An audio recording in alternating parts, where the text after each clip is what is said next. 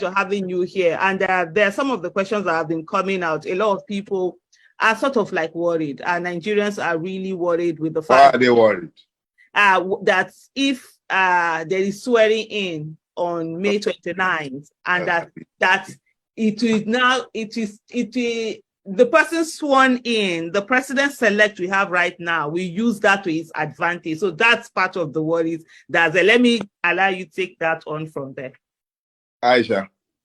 Yeah. I have been blessed to have lived the better part of 55 years, and I'm Nigerian. And I have never been more hopeful about the liberation of Nigeria than I am at this moment in my life. I left Nigeria about 5 weeks ago, precisely because I didn't want to be dealing with these small talks about what might happen or not happen. There's clarity. Everything evil about Nigeria has coalesced into the person of one man. Everything that we have ever complained about Nigeria, everything came together on the 25th of February and produced the president-elect. You know, when you are cooking jollof rice, every one of his ingredients is at the base of the pot. So we say bottom pot. That's where his sweet pass. If you have ever stood for evil in Nigeria, it is embedded in the person named Tinubu. In any way, shape, or form that you have ever stood against evil in Nigeria, it is in his person. So Tinubu for me is a blessing. It clarifies the issues. If you can find accommodation for Tinubu, you're evil. It's simple. It's that simple. It's not about, because it's clear to anyone with half a brain that no election was won by Bola Ahmed Tinubu. He lost woefully. But producing him as the president-elect is the crystallization of Nigerian impunity, the madness of Nigeria. Everything that is wrong about Nigeria came together to produce this evil. So those who have any conscience in that country must of necessity forget the idiocy that has allowed them to subjectivize the truth to the point where they find reason not to support the truth. You cannot claim that it's not about the person of Gregory Peter Obi. It has nothing to do with his person. This is about principle. If there are still persons who are hiding behind their disagreements with his person, their objections to style, and they can find reason not to stand up for what they know to be the truth, shame on them. History will not remember Peter Obi's tribe. It wouldn't remember his religion.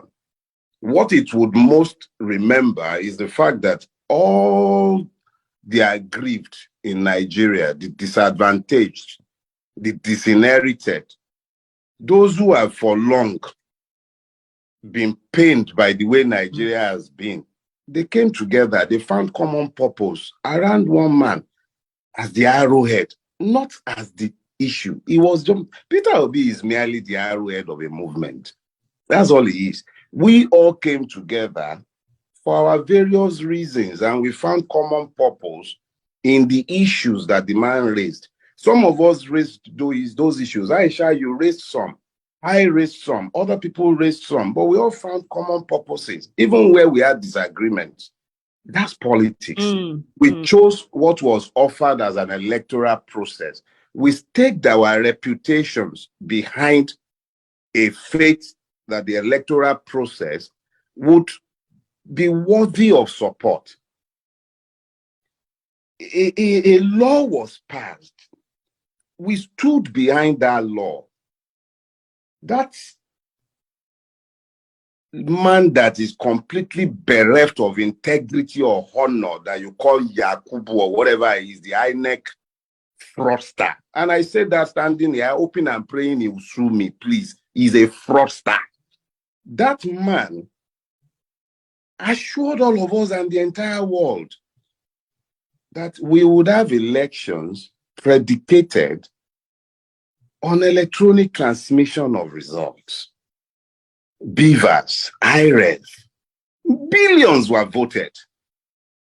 And then the man, look, let me just put it this way.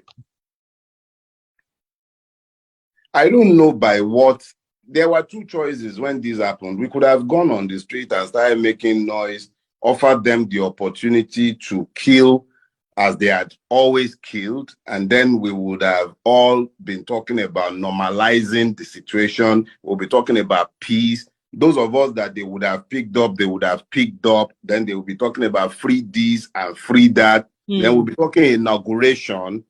And then there would be normalcy, and Nigerians, as usual, would have moved on. But we knew that that was what they would have loved. See what we done. We did not cause any fight. See all of us, peace-loving. We stand for peace, but it is not at the expense of truth.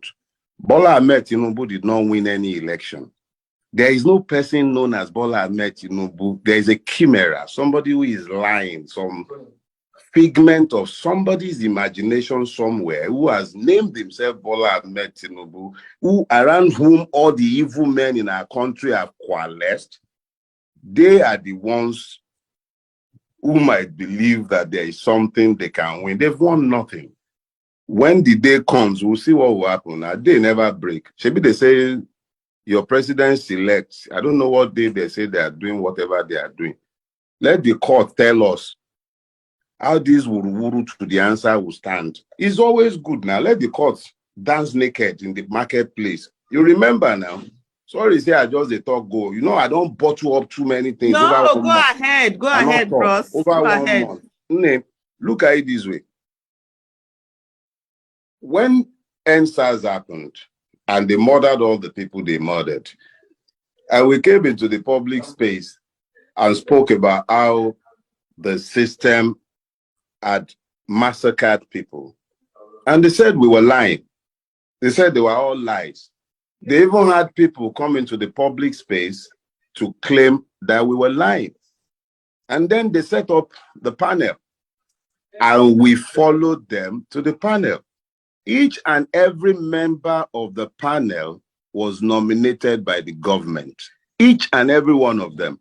Nigerians like me and you, with each and every one of our many peccadillos. It included a retired DIG. A judge, a retired judge, sat at the head of that panel. I believe 2 of the members of that panel have gone on to become judges in Lagos State today. So these were average Nigerians like me and you, with all of the many peccadillos of the Nigerians. But they sat together and they came to a unanimous decision because evidence that were placed in the public domain and before the courts were way too weighty to be discounted. This is more or less the same situation on a bigger scale. We are back before a system that we do not necessarily trust. I am a member of Ramimba. Before we went to the tribunal, we were against the tribunal. We stood outside the tribunal carrying banner, protesting against the tribunal. And then we decided, you know what? Let's use their tribunal to unmask them in the public space. So we went before the tribunal and we brought evidence into the public space that the government would have preferred were not placed in the public space and that would never have found its way into the public space if we had abandoned that process. We were not going before the tribunal in any hope of justice, but we were determined to use the system to unrobe the Nigerian state. So we used the system. Because we went before the tribunal, we could show all the evidence we had, and the public could also see it. And at the end of the process, unanimous, not one dissenting vote, the tribunal voted that as a fact, there was a massacre. As a fact, the Lagos state government can say anything it cares to say. That's political. I don't expect Jide Sanwo-Olu to come out and say, yes, I facilitated a massacre. I don't expect the Nigerian army to say, yes, we were the murderers.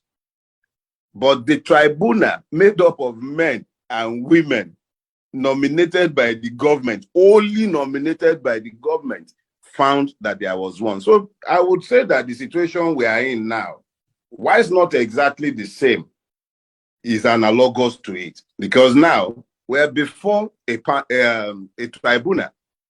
I do not have any trust whatsoever, and I repeat myself, let me not be ambiguous. I have zero trust in the Nigerian judiciary. I believe that that judiciary is essentially a brothel. It is no different from a brothel. I believe that our CJN is either completely corrupt or irredeemably incompetent. Those are my beliefs. I have said this before, over a year ago, before Peter Obi or his election came to be, before anybody would start talking about the politicization of my comments. It has nothing to do with Peter Obi's comments. If anybody has the time, let them go to my Arise interview in June last year, when he was appointed the acting CJN. I was categorical in remarking that the man is either incredibly incompetent or unbelievably corrupt. And I stated the basis of my belief. So let's be clear. I am not saying what I'm saying out of any faith in the judiciary. And I'm not suggesting that we are going before the judiciary in the hope that the judiciary might present anything other than what it has always done. After all, the same judiciary produced the ruling in Machina. The same judiciary produced his ridiculous ruling in the case of Akpabio.